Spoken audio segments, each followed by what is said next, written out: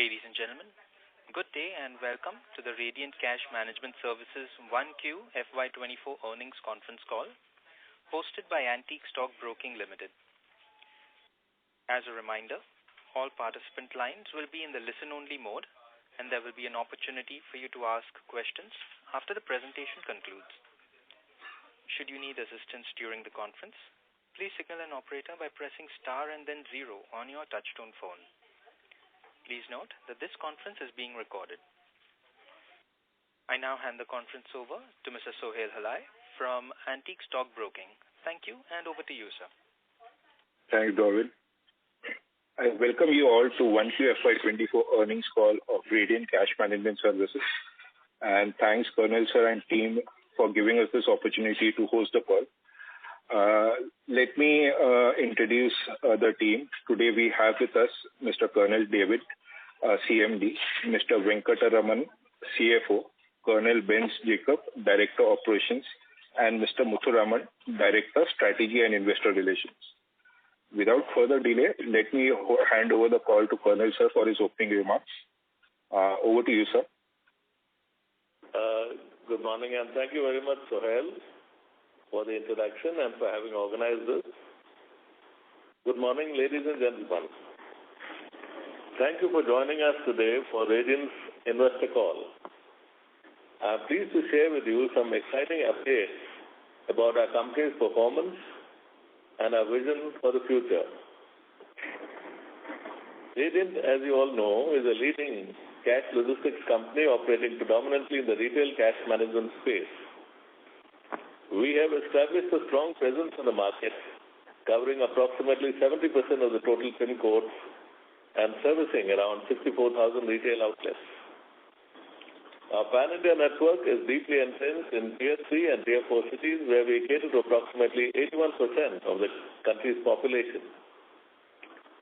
Two-thirds of our retail touchpoints and 63% of our revenues come from these Tier 3 plus cities,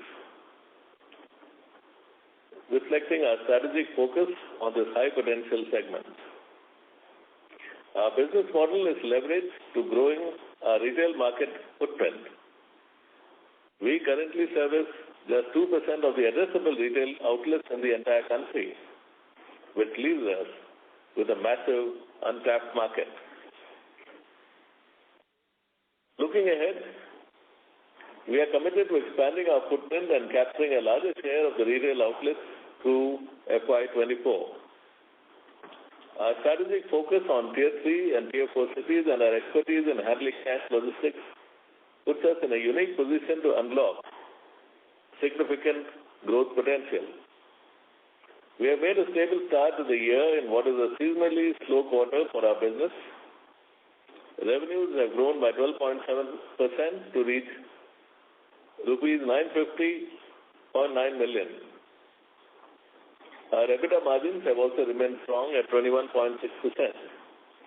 This performance validates our ability to capitalize on our market positioning effectively. I also want to share with you today some exciting news that will chart the course of Radiant's future growth. We are thrilled to announce a strategic expansion into diamonds, bullion, and jewelry markets. This significant move has led to the formation of Radiant Valuables Logistics, a dedicated division within Radiant Cash Management Services with Lieutenant General Shashank Upasani as the Chief Executive Officer. The DBJ logistics sector, witnessing steady growth with organized players gaining prominence, presents a great opportunity to Radiant to create a large, profitable business. Leveraging our proven expertise in handling high-value cargo with stringent security requirements, we are confident in our ability to excel in this domain. Quite a large number of dwellers in the country are already clients of ours in the retail cash management segment. Our retail cash management and DBJ logistics businesses exhibit substantial synergies, with both segments demanding a robust network extensive experience in handling valuable cargo, and a strong process orientation. The quality of our logistics and the last mile connectivity that we have to over 14,000 pin codes makes us a very strong contender. Radiant's excellence in these areas also grants us a competitive advantage as we enter the valuable logistics market. This strategic move not only diversifies our portfolio, but also aligns perfectly with our vision to drive sustained growth and deliver value to our shareholders. The expansion into valuable logistics is expected to create new avenues of revenue growth and bolster our overall market position. In conclusion, Radiant's entry into diamonds, bullion, and jewelry logistics business through RVL marks a transformative moment for our company. We are excited about the journey ahead and the potential for growth and success. As always, we remain committed to providing transparent updates on our progress and answering any questions that you may have. But before we come on to the questions, I'll request Muthuraman, our Head of Strategy, to further fill you in with the technical details of the first quarter performance. Thank you, Colonel. Good morning, everyone. Thank you for joining us on this investor call today. I am pleased to share with you the latest update on our company's financial performance and KPIs for this quarter. Our extensive presence spans over 13,700 pin codes across 6,200 plus locations, giving us a unique competitive advantage. This vast network allows us to efficiently serve a large number of clients. We continue to grow the network, which enables us to further entrench ourselves in the retail cash management business. Coming to the financial performance for the quarter, total income for Q1 FY24 was 950.9 million, representing a 12.7% growth on year-on-year basis. We'd like to highlight here that Q1 FY23 had a strong bounce back from COVID, representing 41% growth over Q1 FY22. The base effect of this and the fact that Q1 has been traditionally a weak quarter is reflected in this performance. The EBITDA margins for Q1 FY24 stood at 21.6% as compared to 25.9% in Q1 FY23, representing a drop of 420 basis points year-on-year. The drop in margin is on account of the following three aspects. A, increase in employee costs. As the company has hired 125 plus employees, including a senior management team, for its yet to be launched DBJ business that MD just spoke about. This business is yet to start generating revenues, which is expected to scale up from Q3 onwards. The second reason, significant scale-up of operations in the cash van business that was witnessed in Q1, including acquiring 101 vans. These assets are yet to be fully deployed, though the costs of driver and gunmen are incurred upfront for this period. 3, the cash executive costs have increased by 14%, comprising 7% increase in count and a 7% increase in cost per CE. As the revenue growth is less than this 14% in this quarter, this has affected margins to some extent. As can be observed, each of the above are in the nature of initial expenditure akin to an investment for strong future growth of the company. And these expenses are necessary prerequisites for the planned growth of the company. Profit after tax for the quarter was 142.5 million, or about 15% of revenues, as against 17.55% for the full year. And the drop is because of the reasons cited above. Coming to the business performance, during the first quarter of financial year 24, we handled 0.4 trillion of cash, representing 10.7% growth over same period last year when we handled 0.36 trillion. During the quarter, we added 16 new clients, 43 new end customers, and 1,552 new retail points. While the gross additions of retail touch points are well in excess of 1,000 points per month, the net addition to the points were lower on account of rationalization of some points due to inactivity or route level profitability. These are routine in nature, and we expect past trends of growth in net additions to continue in future. On the business verticals, our key business vertical, cash pickup and delivery, has seen a nominal growth at 6% year-on-year to 623 million in Q1 FY24. This segment contributed about 67% of our revenues in the first quarter. The second largest segment is network cash management, which registered 18% growth over the same period last quarter. The company also witnessed a sharp growth of 49% in cash run operations segment, although from a small base. We see this vertical as an important driver of growth in the medium term. In terms of end customer segment analysis, the petroleum sector, which saw a slowdown in FY23, has recovered to some extent during the quarter, though the current levels are lower than March 22 levels by well over 30%. So we expect the momentum of growth to continue, and this segment will grow at higher than average levels over the next 2-3 quarters. Organized retail continued to report robust growth of 25% year-on-year. Direct clients reported almost 3x jump in revenues, though from a small base, year-on-year over first quarter of last year, and is now accounting for 4.1% of our revenues. We have strengthened the team here and expect this segment to outpace other verticals steadily over the coming quarters. In terms of operations, as on June, we have a total of 852 cash vans. This does not include the 101 vans which are in capital work in progress, and a staff strength of close to 9,500, including 2,245 employees and 7,248 contractual workers. Importantly, 21% of our staff come from the armed forces, which has significantly contributed to minimizing cash loss. I'm very happy to inform that thanks to our robust risk management system, there was zero cash loss incurred during the first quarter. Our return ratios continue to be robust. Our return on capital employed was 30.4% for the quarter. A marginal drop over the last year is on account of 100 plus cash vans during the period, which are yet to be deployed fully. Return on equity for the quarter is 23.3% on an annualized basis.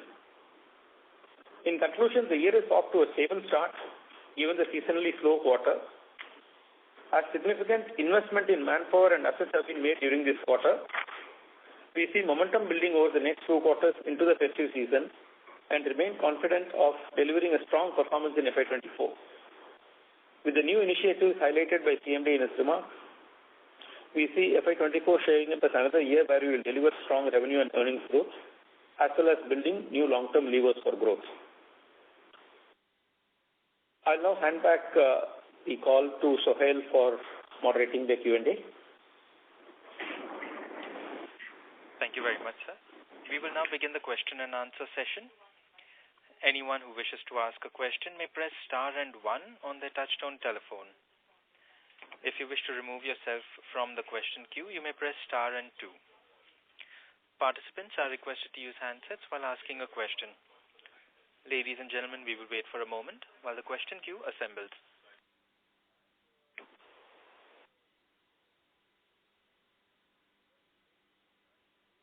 The first question is from the line of Vikas Kasturi from Focus Capital. Please go ahead. Good morning, sir. And first of all, I would like to congratulate the entire team of Radiant Cash Management for creating this wonderful business. Sir, I had a few questions regarding the business part of it. So one is, other than Radiant and, say, CMS Info Systems, are the other players like Brinks adding points in the retail cash management? And how easy or difficult is it to add points?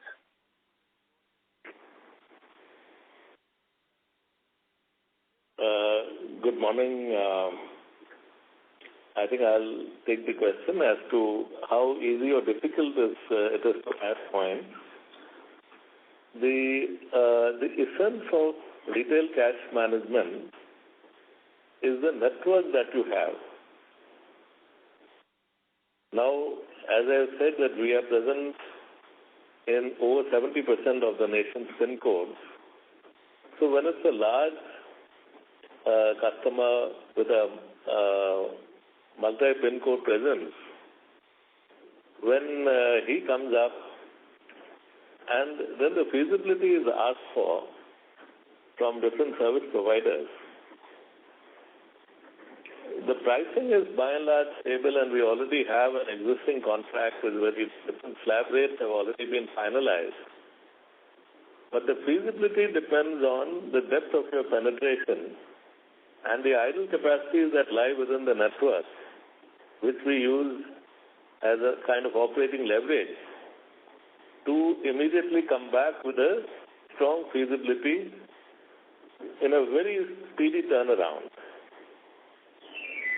And normally the client is unwilling to wait for long, and therefore, by and large, the service provider which comes back with the fastest turnaround, with the maximum feasibility, is awarded the contract. So, therefore, your presence and your strong network across the country, which we have built now in a very dense network, that is the key for getting a contract, and that's where we find that we are normally able to match any client requirement in terms of their deployment across the country. Yeah, I'd just like to add a couple of points to this. So our point additions come from three multiple sources. One is that many of our existing clients continue to expand. As they expand, that additional points will come to the existing service providers. So a good part of our growth comes from those existing end customers. You take an Amazon, or you take a Reliance Petroleum, or you take a Reliance Retail, or you take a More Retail, or any of these. They'll all have their own growth plans. As the end customers grow, that additional points come in. The second stage is that this service is an extremely underpenetrated sector. India has 1.2 crore retail outlets. We estimate about 30 to 40 lakh outlets are eligible to use a service of this nature, but the entire industry is catering to 1.5 lakh outlets. So which means the extremely underpenetrated sector.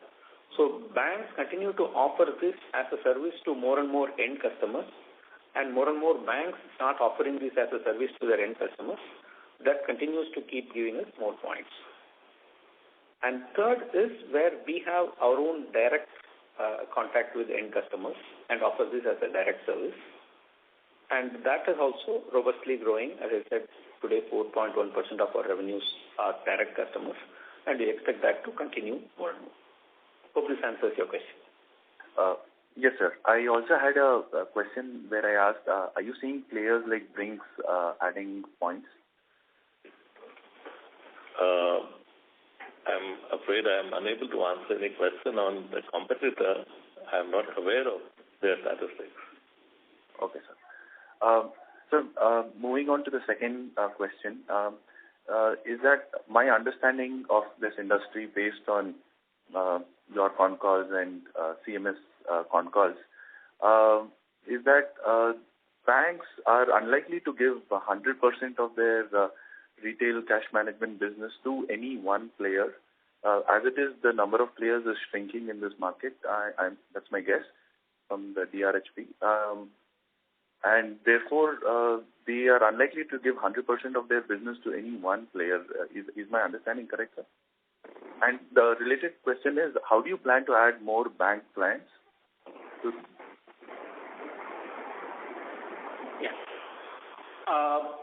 It depends on individual bank strategy. We do have 100% wallet share with a few of our bank clients, but predominantly what you say is right.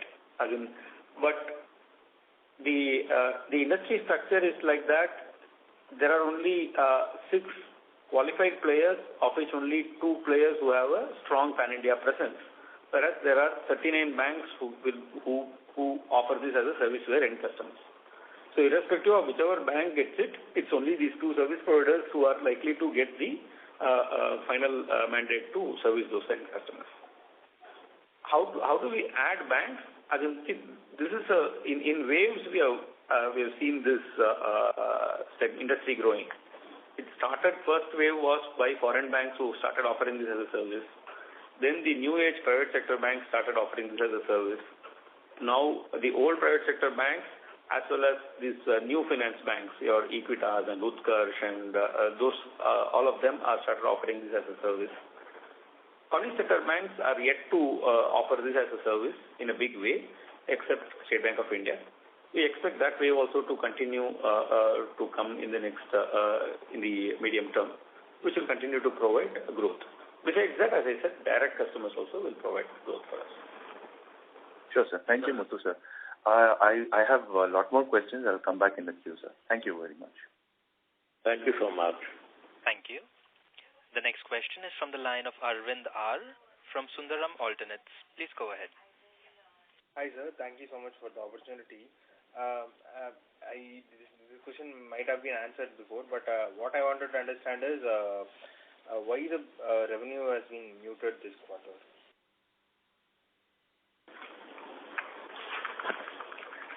Yeah, I addressed this part. As in, see, the 12.7% total income growth is actually 12.7% is a little misleading because we had a base effect of last year where there was a 41% growth. So that is one part of the this thing.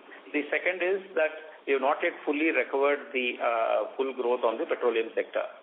It is still lower, almost 20% lower than our March 22 level. And yeah, we took some tough call on rationalization of some of the points because of inactivity and the route level profitability. But that's a routine in nature. We expect the trend line to continue. And as it is, first quarter is a little lower season quarter for us every year. I mean, like, is there any specific reason petrol bunk activity hasn't picked up? We had explained this in the past also. As in, largely the petroleum segment for this industry is from private sector players, not the PSU petroleum outlets. And private sector petroleum outlets are using the ongoing the Ukraine war situation to capitalize on an arbitrage opportunity to export rather than supply to the domestic markets. So the volumes of those players, the volume of fuel dispensed in private sector outlets have sharply reduced. Correspondingly, our revenues have also reduced. It's a temporary phenomenon. It is coming back slowly. We expect it to probably restore in the next 2-3 quarters. And are we planning to add any? I mean, like, will we like plan to add any like major bank networks or like other networks? Yeah. That's an ongoing, continuous effort. So, Arvind, we've been adding new banks and the new end customers also. So this quarter we added 16 new clients. Offhand, I don't have how many of them are banks, but we've been continuously adding. The bank addition is a long-drawn process. It takes because they entrust us with a huge volume of cash on a daily basis. So they go through a thorough diligence before adding a service provider. But then once they do that, that relationship is a lifelong relationship for us. Okay, thank you. Thank you so much. Thank you. The next question is from the line of Dixit Doshi from Whitestone Financial Advisors Private Limited. Please go ahead. Yeah, thanks for the opportunity. My first question is regarding, so as you mentioned that, some of the new age banks have started providing the retail cash management and PSUs are yet to come. So recently some of the mid-sized PSU banks are also indicating that they wanted to start this business, this service. So are you seeing any tenders being floated from the mid-sized PSU banks? Just for your information, we, with all the major PSU banks, we already have an agreement in place. So the agreement has already been done. But excepting the largest PSU bank, the others have still not started. All of them have started in a small manner. But it's not, compared to the volume of work which they can give, it's a very small and minuscule exposure that we are having with these banks. But I think in the medium term, we're going to see large-scale growth in this segment. Okay, but so we are registered with them and we have the agreement. It's just the volumes are very low right now. Yes, that's absolutely right. Yes. Okay. Now, second question was in terms of touch points. So, as you know, earlier you were mentioning that we plan to expand 1,000 touch points per month. And at the gross level, we have done it, but at net level, it is low. So, net, what kind of touch point addition we can expect annually? Touch points wise, we are still focused on 1,000 to 1,200 points per month. But now, having listed, we are looking back. We are actually doing a detailed analysis of the existing touch points that we are doing. And based on route analysis, suppose it's not making sense, financial sense, or if it is inactive for a long period of time, now those are also being periodically removed, from our list of touch points. So when you compare, the number of points are growing, but the numbers which have been removed from that is what is showing the lesser number than 1,000 touch points per month. So we stay focused on that, and we will be able to achieve and exceed that every month. Okay. And one more question. So regarding this new business of DBJ, diamond bullion jewelry, what kind of capex we will have to do, and does the same van can do the business, or it will require a completely separate network?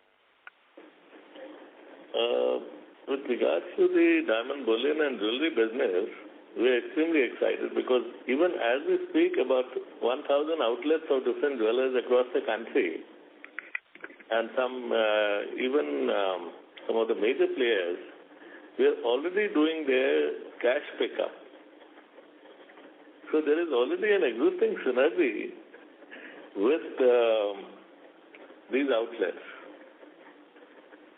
So it's a natural, we require the same secure cash vans, we require the same vaults and safes, we require the same type of logistics mechanism and the same software configuration. So it is a very natural alignment that we found with this. And secondly, the market itself has been looking for, because there are just two major players here, and this market is expanding very rapidly. All told, BIS registered jewelers are about 135,000, and currently this service is being offered only to about 10,000 of them. So it's again a very large market opportunity, and we found an alignment with that, and therefore we have got into this segment, and we are looking at also differentiating on the quality of logistics that will be on offer.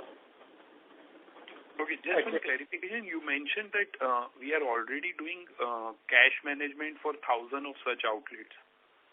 That's right. Okay.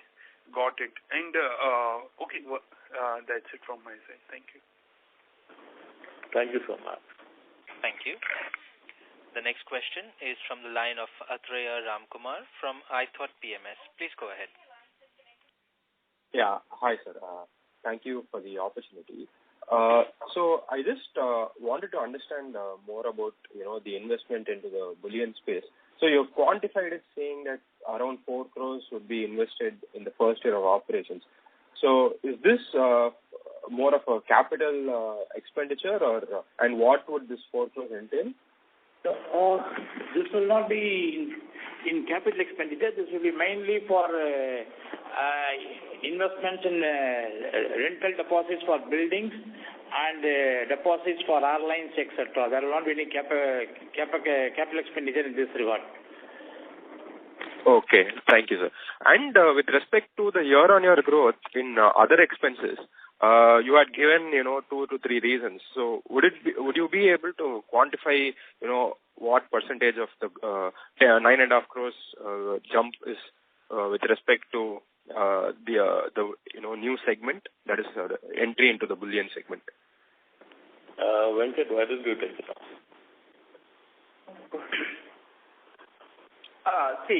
Individually, as I said, the employee cost data is there in the website and the disclosure itself. There is almost, I think, one out of that 4.2% drop, about 1.2% drop is directly coming from employee cost. Okay. A good portion of that employee cost is because of our addition of over 125 employees in the DBJ business. The second is the drivers and gunmen that is reflected in that other expenses. That will substantially account for the balance of it. The third, the balance drop in profitability. The third reason is that cash executives that you have added. So the cost of cash executive has grown by 14%, whereas our revenues have grown by 12.7%. So there's a marginal impact of that on the profitability. So it is mainly the guards and drivers costs for the cash van operations expansion and the 125 employees addition in the DBJ. These are the two main reasons for the drop in profitability. Initially, when we have to invest into a new business line, there will be a gestation period, and that will be reflected, the numbers. But we are looking at the future quarters and the impact that will have. So that's the reason that you see this. Sure, sir. Fair enough. Thank you for the detailed explanation. And I was just wondering, why is the Q1 quarter, generally seasonally slow? Is there a particular reason? Yeah. See, it is for us historically Q3 has been the best quarter because it is a festive season. Okay. Then followed by Q4. Q4 for whatever reason because of the fiscal year ending, lot of that spends for depreciation claims, etc. happens in Q4. So after a large spend in Q3 and Q4, Q1 tend to be low, probably for the budgets for the new years for corporates are yet to be in place and things like that. So Q3, Q4, Q2, and Q1. This has been the order in which the share of revenues gets contributed. It has been historically so. Sure, sir. And, I had noticed, I think you had also touched upon it about the lower touchpoint additions this quarter compared to, our target of adding at least 1,000 a month. So, you had mentioned that this is because of rationalization. So, first question is the rationalization almost over, and was the revenue growth also kind of impacted by the rationalization of these outlets? No, revenue growth has not been impacted because of this rationalization. As I said, these are either inactive or low profitability because of low revenue kind of points, and largely completed. Yeah, the exercise is largely completed.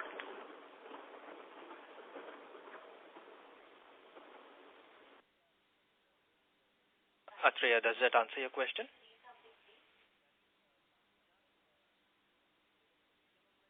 I think it got dropped. Atreya, your line is still unmuted. So the current participant just dropped from the queue. We'll move on to the next participant, which is Darshan Shah from Multi-Act Equity Consultancy. Please go ahead with your question. Yeah, thanks for the opportunity. I have few questions. First, with respect to the newly started business. So I just wanted to know what would be the quarterly run rate of expenses for this newly started business. Let's say break it up between employee and other expenses.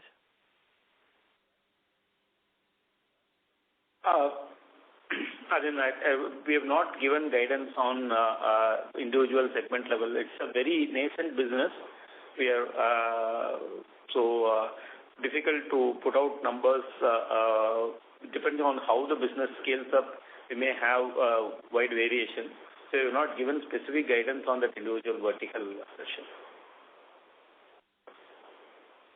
So in Q1, how much was there in Q1? So 125 people is the strength that we have added in that segment. And I'm sure you can get the sense on average cost per employee from the data that we already have there. Okay. And can you elaborate on the economics of this business, let's say margin profile? And there would be already existing players who would be catering to the jewelers that we are targeting. Then how do we differentiate when we are pitching for this business? As I mentioned earlier, there are only two major players, and there are small regional players who are there. So, as I said earlier, we already are doing cash pickup. So, we can always provide this as a composite option where we do not only the jewelry management or the movement of bullion and jewelry, but we can also do their cash pickup. So that is an added advantage that we have, where we can provide these contiguous services simultaneously. Last minute. Then the other aspect that we have is that the largest player in the segment is functional out of some 83 locations, while we already have a presence in over 6,000 locations across the country. And as we know that these shops and the last mile requirement is right up to tier 3, tier 4 locations. So we already have an existing network and excellent last mile connectivity, and we don't have to outsource to anybody else to do the work, and it is part of our own integral network. So these advantages have already been observed by the larger players in this market, and they feel it's a place where we can definitely help them out in a more composite manner. So can we use the same van, let's say, for picking up the cash and bullion from the jewelry store? Yes, we can. We can, the same vehicle structure can utilize it. And we always have spare cash vans available which are meant for on-call duty. So these can be utilized whether for picking up from jewelry and bullion consignments, or they can go for cash and transit duties. So there is a lot of alignment on this side. See, intra-city movements, we can use the same facilities. Intercity, we will have dedicated vans, which is part of our van additions at this point of time. Okay. So my next question is on the e-commerce logistics revenue. We have seen a sharp drop in Q1 this quarter. So what led to such a sharp drop? No, it is just that after the end of the fiscal year, the e-com logistics segment is always impacted drastically by this. And that's the only reason why we are seeing this drop. But at the same time, as direct clients, we are in direct touch now, are moving into direct relationships with some of the e-com players, logistics players. So that will see the revenue impact in the coming quarters. No, so I am comparing it on a YOY basis. So on a YOY basis, e-com logistics revenue is down by around 35-40%. Not 35-40%. It will be sub 30%. I think it's about 26% or so e-com logistics separately. And see, on a small base, as in, like I said, there is the post-COVID recovery that we saw in first quarter of last year. That, as in a sense, that did not sustain. But in terms of Q on Q, if Q4 to this year, we would not have seen a very sharp difference. Having said that, The other important development is couple of players are transiting to become a direct customers to us.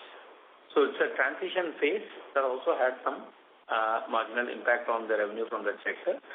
But we don't expect e-com logistics will continue to be about 20-23% of our revenues. That will continue to be there. So we disclose two separate segments in the sense of e-commerce and e-com logistics. So can you elaborate on what comes under which head basically? What type of service? The nature of service. Yeah. The nature of service that we provide is exactly the same for e-commerce and e-commerce logistics. The classification that we do is that those who directly provide e-com like your Amazon, Flipkart, Myntra, etc. will be e-commerce players, whereas third-party e-com logistics providers like Delivery, E-com Express, Expressbees, Shadowfax, all of these are classified under e-com logistics segment. Just to give this thing that there is no difference in nature of service that we provide between these two. Exactly the same service. Okay. And my last question is on the cash pickup and delivery revenue. So we have seen the growth in the cash pickup and delivery revenue was around 6.4% in Q1. And when we look at the cash pickup touch point, it has grown by 17% on a YOY basis. So why is it that the touch point growth is not translating into the revenue growth?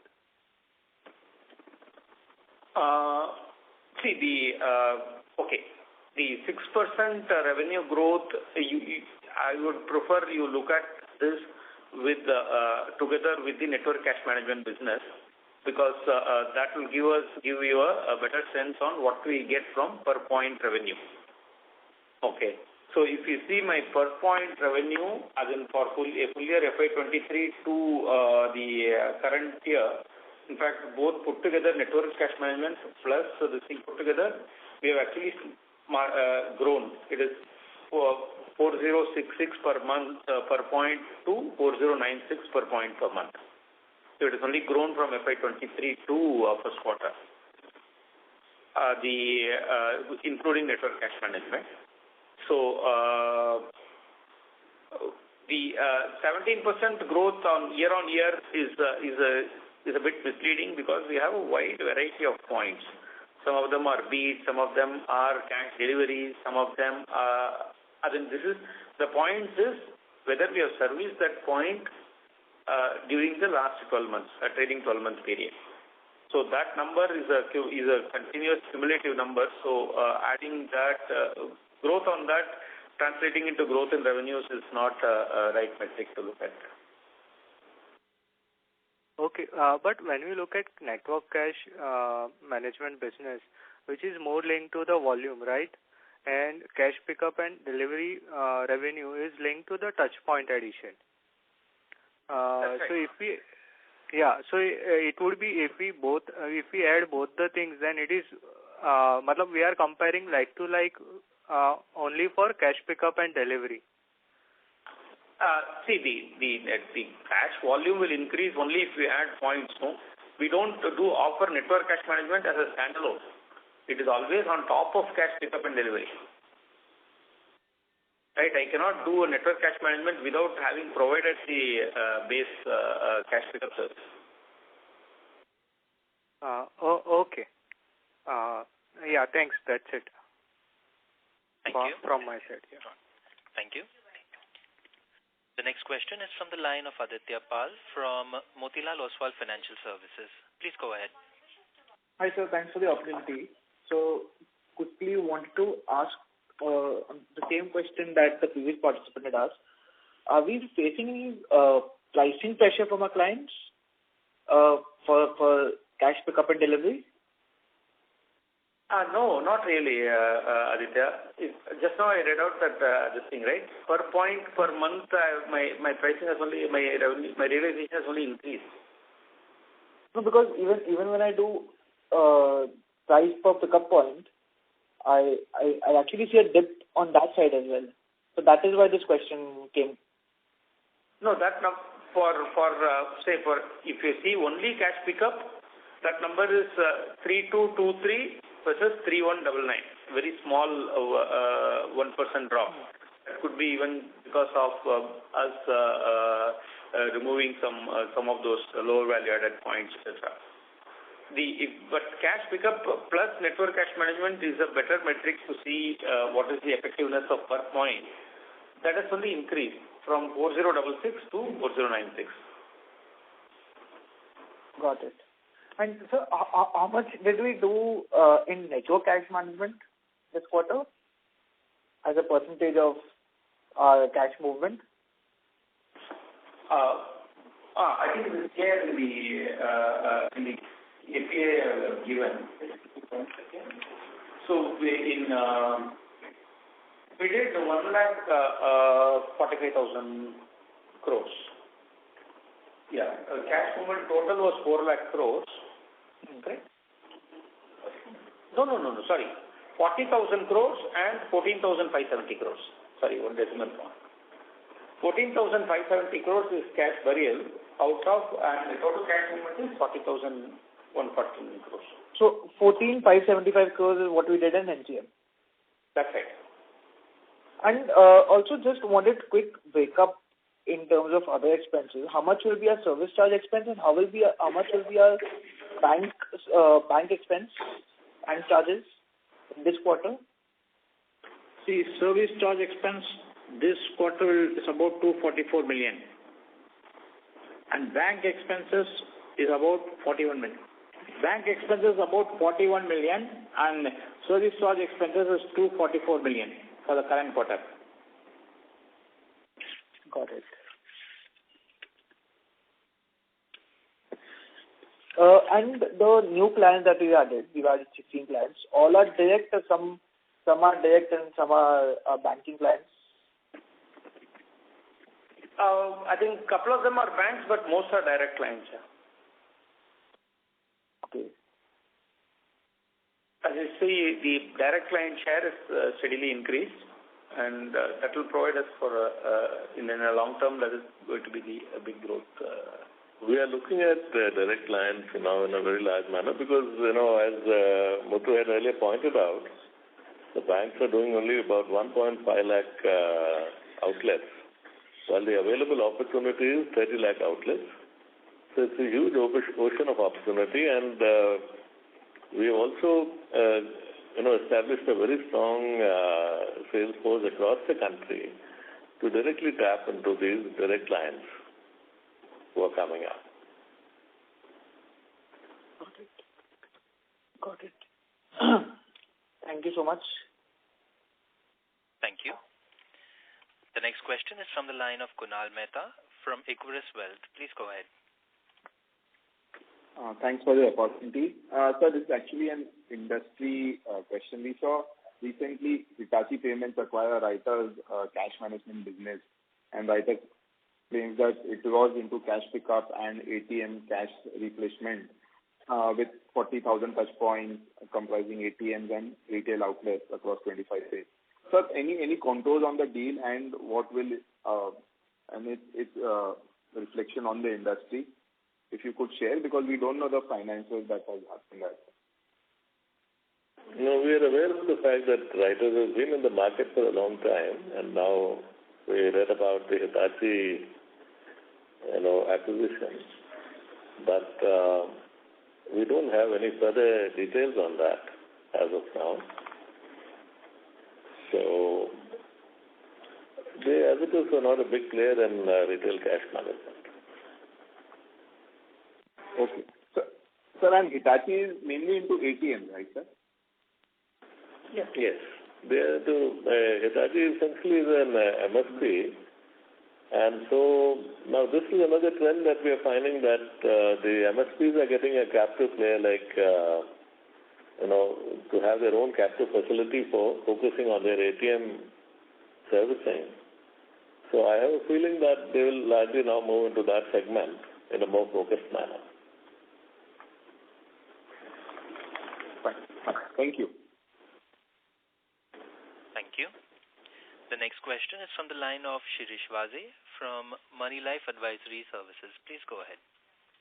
Thank you, sir, for the opportunity. My question largely pertains to our new segment of DVJ.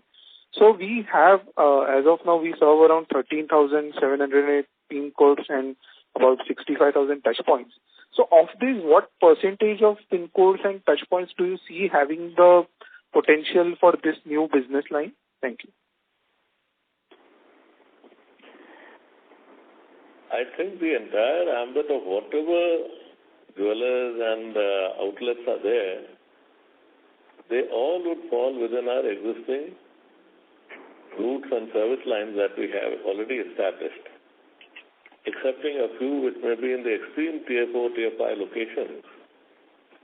Otherwise, everybody else would fall within the ambit of this. So, this gives us an opportunity to not only offer the diamond bullion and jewelry movement, but parallelly also combine, suppose we are not doing the cash pickup, but to also combine that and provide that as an additional service to them, as an integrated service for both these important components of movement in their daily valuables logistics. So, got it, sir. Yes, I hope that answers your question. Yes, sir. Yes. So my second question is primarily about the customer profile for this segment. So would it be largely large organized jewelers, or also do you also see smaller standalone jewelers sort of using this service? Well, at this point, we are agnostic to the size of the jeweler. We have separate understanding, or we have separate arrangements for smaller jewelers who can be more like walk-ins. Suppose they require a service and they require that support, we are in a position to provide that for them. Then we have the medium level market, where we have tied up with suitable agreements with all of them. And the method of movement is per gram cost, so that we have worked out with them. Probably we can give them a little advantage as compared to the competition. And the larger players are those, Tanishq or Carrot Lane, the larger players who are there, who are the listed entities.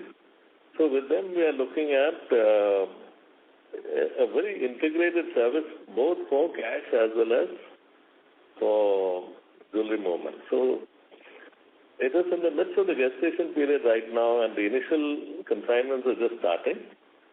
So we see this is a very, the existing players are very profitable or doing well. So obviously this is a segment that with the operating leverage that we have with our existing business, I think we should be able to provide a very high value-added service to our esteemed customers. Got it, sir. Thank you. And my last question pertains to the margin that we see in this business. Once our full scale-up is complete, so what is the kind of operating margins that we are targeting in this business? Yeah. So the industry is, again, similar to RCM. It is a high operating leverage business. So you invest in that route infrastructure, and as the volume picks up, margins improve significantly. And so the crux of that, the key success of that industry is getting clients and getting adequate volumes in each route for us to improve that profitability. But because individual customers, we can, like in the case of RCM, where we aggregate cash of multiple customers, here also we can aggregate the goods valuables of multiple customers and optimize on the route costs. Whereas each individual customer will be paying probably the full fare for it. So to that extent, the operating leverage is fairly healthy. So we can expect healthy profitability, but after we reach the break-even level. Got it, sir. Thank you. I'll get back in the queue. Thank you. The next question is from the line of Ridhima Goyal from Acquaint B Ventures. Please go ahead.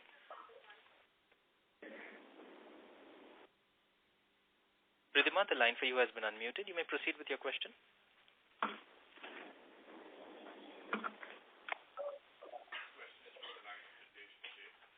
Ridhima, we request you to please check your phone and check if you've unmuted your line from your end.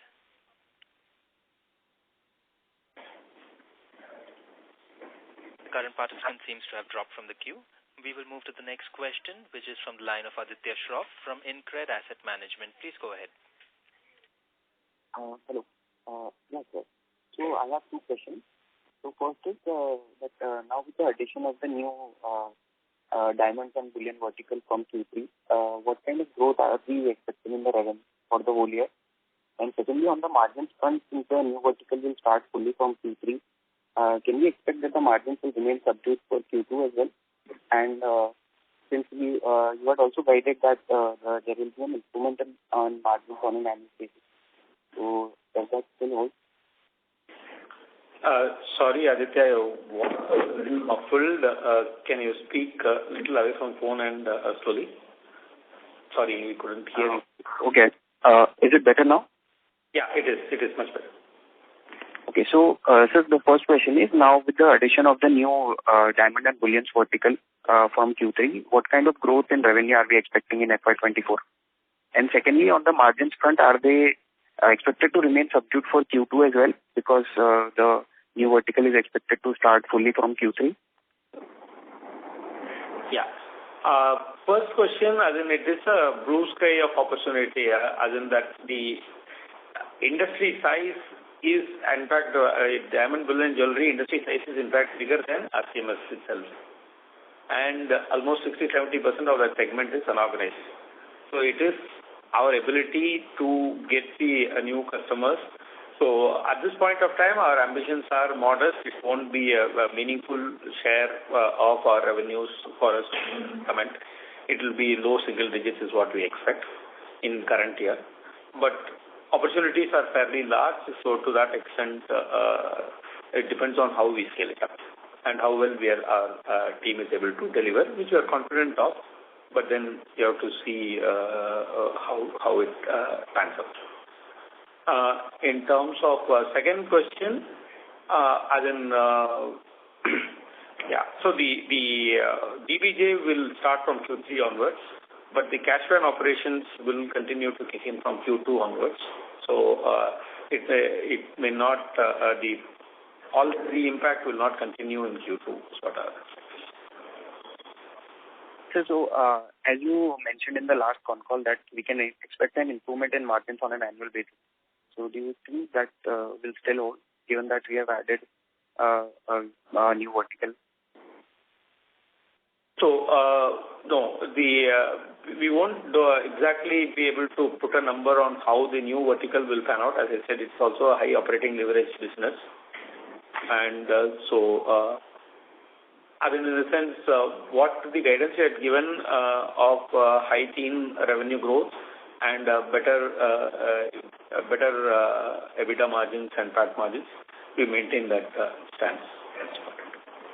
Yeah, we'll be maintaining our existing EBITDA and PAT margins, and that's what we expect to retain because currently we are spending say about 1/3 the cost on RBL's new expenditure, 1/3 to little more than that, or 40%. The rest of it is coming as contiguous available facilities or available operational infrastructure is already in place for the cash logistics. So we are going about it intelligently, and we hope that it will have a positive impact both on the top and bottom line. Okay, got it. Thank you. The next question is from the line of Mukul Garg from Motilal Oswal Financial Services. Please go ahead. Yeah, hi. Good afternoon, Colonel. Colonel, just two quick questions from you and then one from Muthu. Are you still seeing the kind of elevated competitive pressure in the space you have alluded to in past?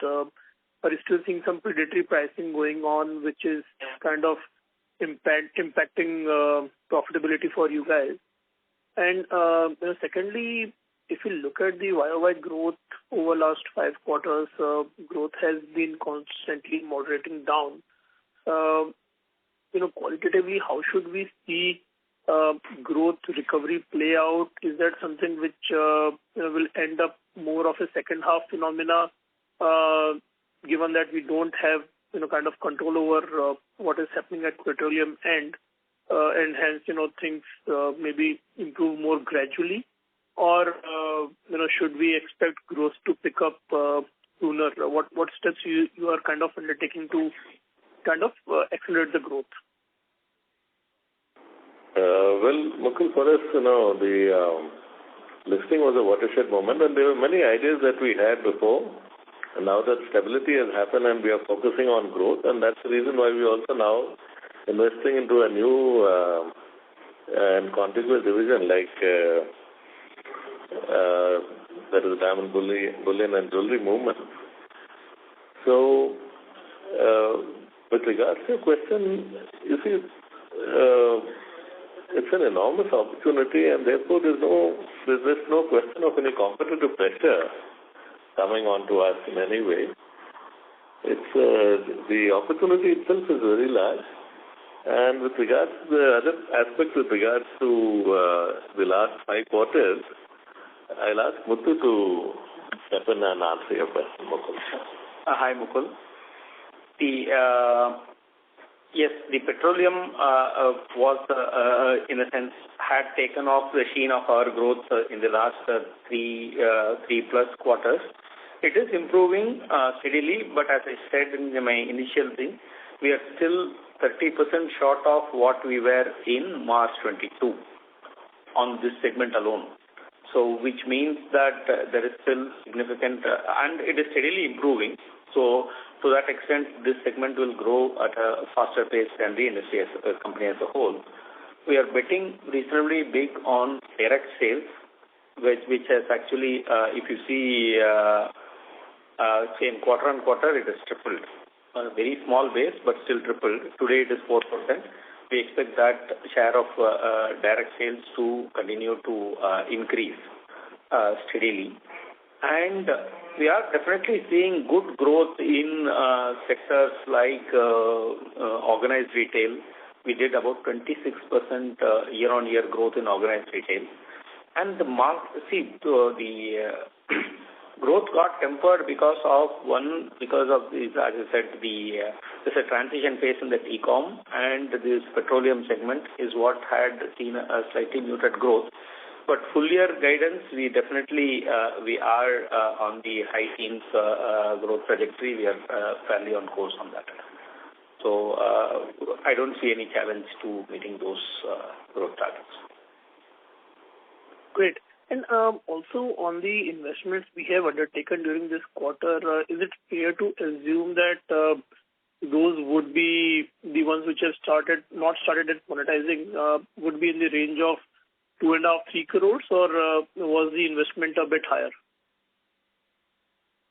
You see, but there is a capital work in progress also of 5.5 crores. Okay. For the cash funds. So it is more like 9 crores or so. There's a 2.5 crores fixed asset addition and 5.5 crores of capital work in progress also, right? Yes. So I was talking more from income statement perspective, like now what would have been through the kind of cost route on P&L? See, the capex for the current fiscal year should be in the range of about 20 crores. For the cash funds, what we have partly purchased, and what will be purchasing the rest of the quarters. So the depreciation impact on account of that should be about 2 crores during the current fiscal year. Sure. And finally on the employee cost side, it obviously has seen increase because of the investments. You guys last quarter alluded to the fact that you would like it to go to 15.5% range. Is that a kind of fair number to assume by the end of the fiscal year?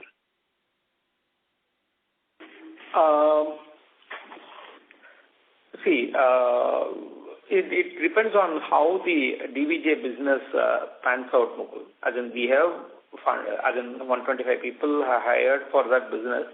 Depending on how we are able to scale up in Q3 and Q4, that number could be higher or lower.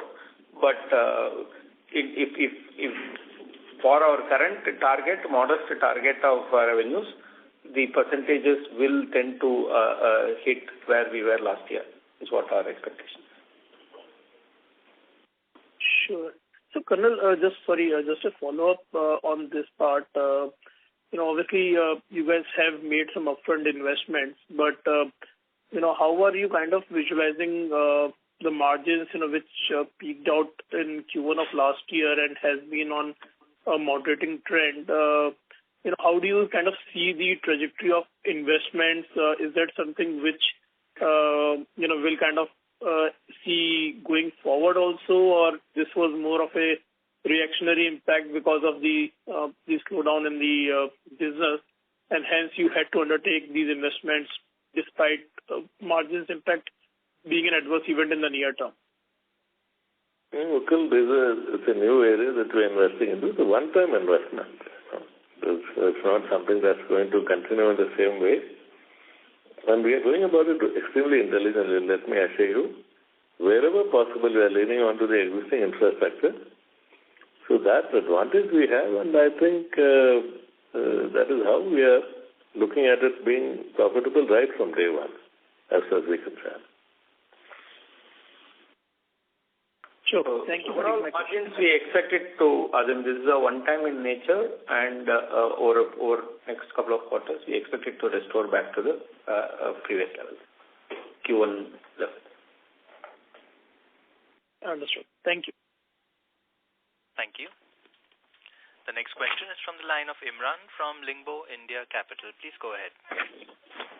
Hi. Thanks for the opportunity. Sir, my question is on your growth. So, if you can help us understand what percentage of your growth is coming from existing customers and, vis-a-vis new customers, new customer addition.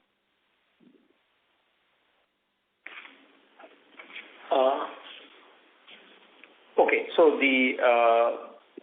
as I said, the new customer additions, a good part of it is actually from direct customers. So there you have seen a good growth year on year. But still that numbers are still very small. A substantial portion of our growth is coming from and will continue to come from our existing clients in terms of end customers, both existing end customers as well as new end customers. So we have added a fairly decent number of end customers, if you see in this quarter as well. So 43 new end customers. So that should provide us the second layer of growth. Sir, my next question is on the same line. See, if your existing customers are giving you growth, so, you are largely dependent on your existing customers to grow even in the future going forward, right? At one hand, we are talking about, a shift from unorganized to organized, where basically we think, you will get business from unorganized players. And then on the other hand, you're only, growing through your existing customers. So, sir, it's a little bit of, divergence. No. See, I think the short term is growth coming from existing customers.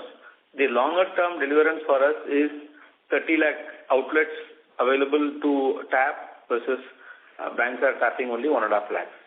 So the rest of it, we need to reach out either through new banks, like public sector banks who start offering this as a service, but more importantly, as a direct customers whom avail the service directly from us. So that is going to be a longer term sustaining growth provider. But immediately, if you talk of next Q2, Q3, Q4, our direct is, while it will grow at a much faster pace than the company as a whole, that will still account for a smaller share of the revenues. Sir, I'm talking about the last, let's say, 3 or 5 years. I'm not talking about future. Even in the last 3-5 years, you are still growing with your existing customers. I mean, the majority of the growth is coming from that area, right? No, if you see our, say, 2019 to 2023, we are from 2,600 end customers, we had moved to 3,300 end customers. So that 700 new end customers had come in. So if we see our historical, say, 5-year revenue CAGR, half of it would have come from new end customers, half of it would have come from existing end customers. We had only 1% as our direct customers at that point. Perfect. And sir, my second question is on your guidance of adding about 1,000 touch points every month. You're also counting DBJ business in this, or you think DBJ will go separately? No, we are not counting DBJ. Perfect. And my last question is on your your economics of a cash van. If you can share it, what kind of revenues you can generate or you are generating from a cash van in a year. Yeah, we have given the cash van operations this thing, and then if you see our segmental KPI segment, that cash van segment has grown substantially, almost 49% growth over same period last year. But still, in the current year, out of 93 crores, about 7 crores is from cash vans. And how many cash vans do we have as of now? So, see, our total fleet size is 852, of which roughly about 12-13% is used only for dedicated cash vans. The rest of it is used for our retail cash management business. All right. I'm done with my questions. Thank you so much. Thank you. Thank you. Ladies and gentlemen, we will take that as our last question for today. I would now like to turn the conference over to Sohail Halai for closing comments. Over to you, sir. Yes, thank you, Darwin. Thank you, Colonel sir and team, for sharing valuable time with us to explain the quarter and the future outlook. We wish you all the best for the quarters ahead, sir. And finally, would like to hand over the call to Colonel sir for his closing remarks. Sir, if you want to add any closing remarks. Well, thank you very much, Sohail. It's been a very interesting session and some great questions that were asked today.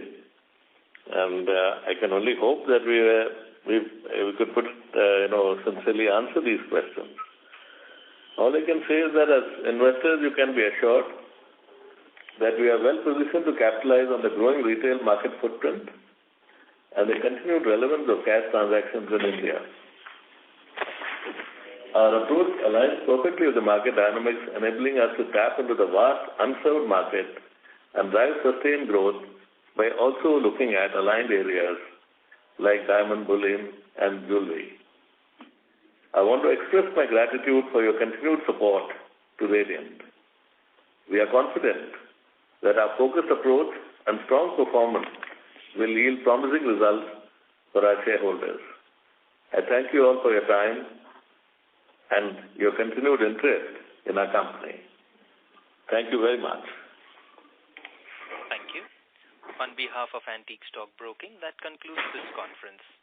Thank you for joining us. You may now disconnect your lines.